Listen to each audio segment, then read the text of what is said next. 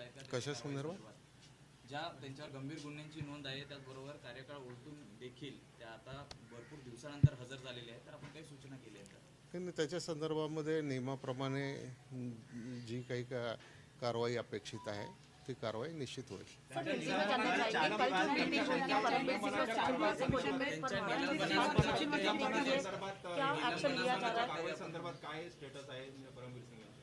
याच्या संदर्भामध्ये मी आता काही बोलू इच्छित नाही, परंतु त्याच्या संदर्भामध्ये जी काही प्रोसेस है तो प्रोसेस शुरू है।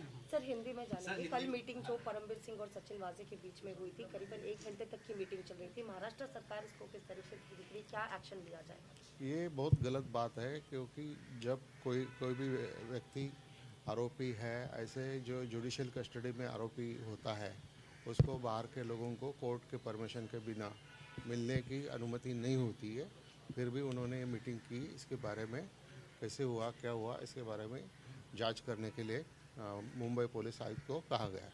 सर परमवीर सिंह की निलंबन सस्पेंशन को लेकर कई बार सवाल आ रहा है कि आखिर एक इतना बड़ा अधिकारी सस्पेंड नहीं किया गया इतने गंभीर मामले होने के बावजूद।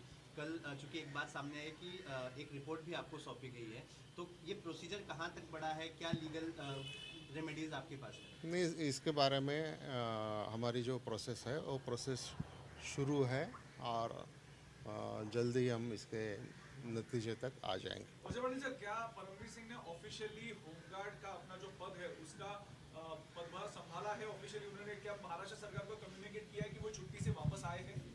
उन्होंने कोई पदभार नहीं संभाला है और महाराष्ट्र गवर्नमेंट को कम्युनिकेट भी नहीं किया है। वापरायला नाही पाहिजे, चुकीचं आहे, त्याच्या संदर्भामध्ये मी चौकशी करायला सांगितले। 6 तारीख को जहां पर सुप्रीम कोर्ट में अब फिर से इंटरिम प्रोटेक्शन को लेकर जो हियरिंग हुई, इस पर महाराष्ट्र सरकार कोई एफिडेविट के लिए तैयारी कर रही है या फिर उनके प्रोटेक्शन आगे न बढ़े